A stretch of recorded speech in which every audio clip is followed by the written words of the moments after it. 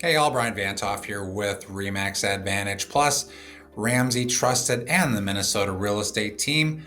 Hope you're doing well. Today is Thursday, October 9th, and we are certainly in the fall season. Weather has certainly changed, and leaves are certainly changing very quickly. So get out, enjoy that apple orchard or the pumpkin patch or wherever you choose to go for your fall holiday. Next week is MEA. We are actually kind of getting to the end of our fall high school sports season here. So lots of state tournaments, really not too far around the bend already, being almost the middle of October here, middle of October being next week. So this week we're going to talk a lot about September statistics to go along with where we were over the past week. So now that we're a little bit more than a week past the end of September, we can really look back over some statistics for the month of September to evaluate this September compared to last. So we'll talk about that a little bit. But first, I'm going to take a little bit of a different approach this week and just reiterate. Every week, I'm telling you that this is the best time of the year to be a buyer. And there's statistics to back all of this stuff up, even on a national basis. Every market in the U.S. has a week of the year that is technically the best week of the year to be a buyer. In this case, the Twin Cities market is, according to Realtor.com, the Twin Cities market is October 26th to November 1st. During that week, there tends to be a convergence of inventory and buyers having the most negotiating power compared to other weeks of the year. That's typically when, statistically, the buyers do the best. They have the most to pick from, or not necessarily the most to pick from, but the most negotiating power with a combination of fairly high inventory. After November 1st, we're really going to start to see the inventory levels start to decline as we get into Thanksgiving and Christmas, when fewer people are listing their properties for sale. So that's part of the reason why this is the best time of the year to be a buyer, and we're quickly approaching what Realtor.com predicts as the best week for our Twin Cities market. Nationally, that week is October 12th to 18th, if you average it out overall, but we are a little bit later than that, just based on those statistics. So if you are thinking of buying, it's really time to plan. It's really time to get it done. It's really time to get out there. You can be into a home before Thanksgiving. First house payment not till January 1st.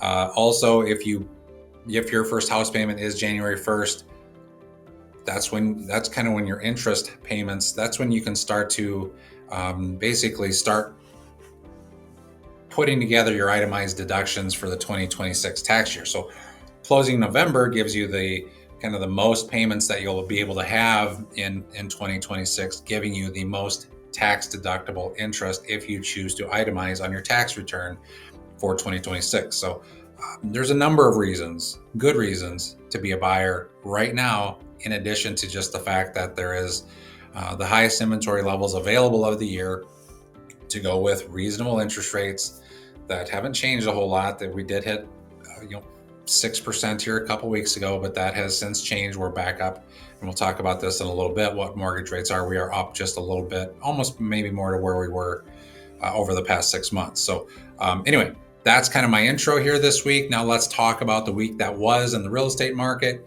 We saw 1,105 new listings hit the market over the past 7 days. That is down 5 from the prior week, but 115 more than this time last year. 182 of those new listings did sell in the first week. Of our new listings, 756 are single family, that's down 11. 244 are townhomes, that's down 4. 105 are condos, that's up 10. 239 coming soon listings is down 15 from last week, and actually 30 fewer than what we saw at this time last year. So that's interesting. Total available home inventory sits at 6,502. That is up 77 from last week, and 654, roughly 10% more than where we were at this time last year. Single family homes make up 4,094 of available homes. That's up 43 at a median of 469,000. That's down $6,000 with 43 days on the market, which is up 1 day. Townhomes are 1,340 of our inventory. That's up 21 from last week at a median of 300,000. That's unchanged. Days on the market of 37, which is actually down 3. Condos are 1,068 of our available homes. That's up 13 from last week at a median price of $212,500, down $2,500 from the prior week with days on the market of 86, up 2. 634 homes went from active to pending. That's down 66 from the prior week, with 563 homes going from pending to sold. That's down 473 from the prior week. That prior week included the last business day of September, which is the last business day of any month, is always the busiest closing date of the month. So that's why our closed sales were so much lower this current week that we're talking about than the week before. One new stat I'm going to include this week is we currently have 3,074 pending sales out there. And this is all that 50-mile radius of downtown Minneapolis and Minnesota. 80% of our pending sales are single-family homes. So single-family homes are really just the hottest commodity, and we'll talk a little bit about those stats here going forward here in the rest of this year as well. But again, all of my stats this week are of that 50-mile radius on previously owned homes from 50-mile radius of downtown Minneapolis in Minnesota. So we'll get more into that here in a little bit too. But mortgage rates stayed about the same this week, with a good mortgage broker at around 6.25, maybe slightly higher on a fixed 30-year conventional. We are up about 1/8 from 1 month ago, down about 1/4 from 3 and 6 months ago, down significantly, down 5/8 from 9 months ago, which was our high over the past 12 months, and about the same as where we were 1 year ago. Showing activity for the week was 13,200 showing requests by realtors. That's down 25 from the prior week, so really pretty much the same. With showings per listing at 2.79. Last year at this time, we saw just 12,500 showing requests during the week and slightly fewer showings per listing at 2.79. So now we've covered the weekly stats. Let's look at the September numbers and compare them against September of last year. Total closed sales in September this year were 3,605 compared to 3,306 last year. So we saw about a 9% increase this September in closed sales compared to last September. But we also have higher inventory this year of about 10%. So very good solid pace on each. Single family home sales made up most of those sales at 2,679 closings this September. Closed sales had a median on single family homes. Closed sales had a median closing price of $410,000 versus a median listing price of $400,000. So we still saw on single family homes, the median home did sell for over list price, at least in September. These were offers that were likely made in August for these homes. Our price per square foot on single family homes in September of this year was $204.16. Last September, there was 2,437 single family home sales at a median price of $395,000 versus a listing price of $394,000. So we saw more for September this year. We certainly saw a higher spread from list price to sale price compared to September of last year, when it was list price and close price were almost the same.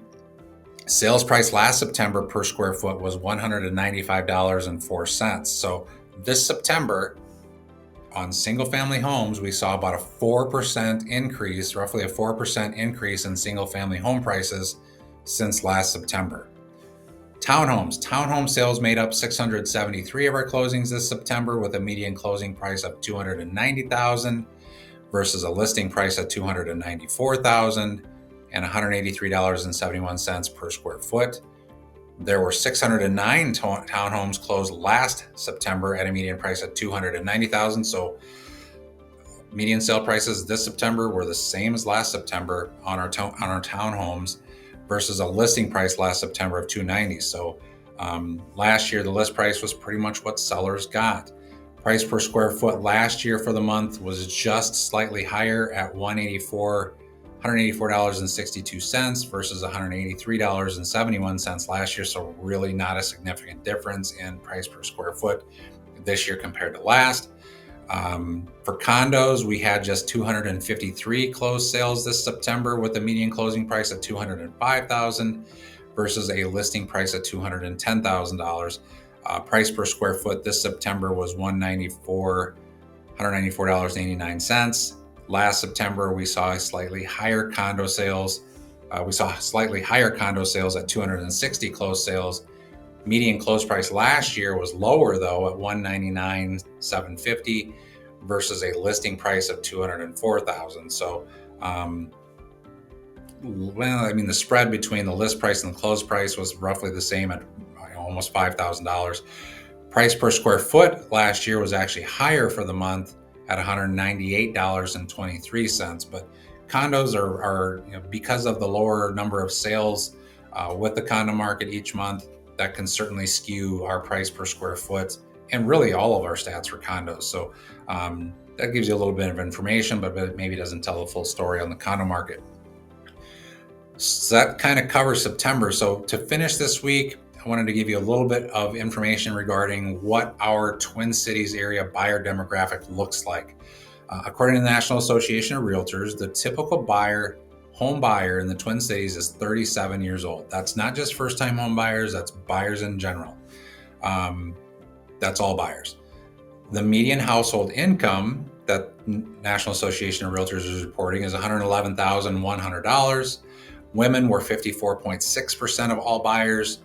37.6% of buyers were aged 25 to 34, and 21.3% of buyers were aged 35 to 54. Almost 50% of buyers were married couple family households. The Twin Cities area generally has a significantly lower average age of buyers at 37 years old. Nationally, the average buyer is 56. So if you kind of think about that, the average buyer of, say a buyer in Florida or Arizona or some of the retirement areas, or California where things are super expensive, or the East Coast where things are super expensive, it sometimes takes more money, more savings to get into those homes. So that tends to skew the age higher in more expensive areas. The Twin Cities is a very really young person, younger adult to middle-aged adult friendly community when it comes to being a home buyer. So good for you. That's it for the week.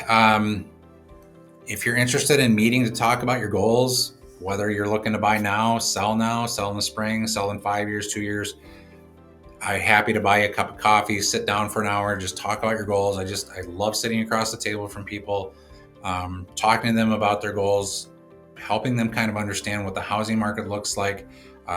It's a no obligation, free meeting, just to really put a plan in place to help you get to where you want to go.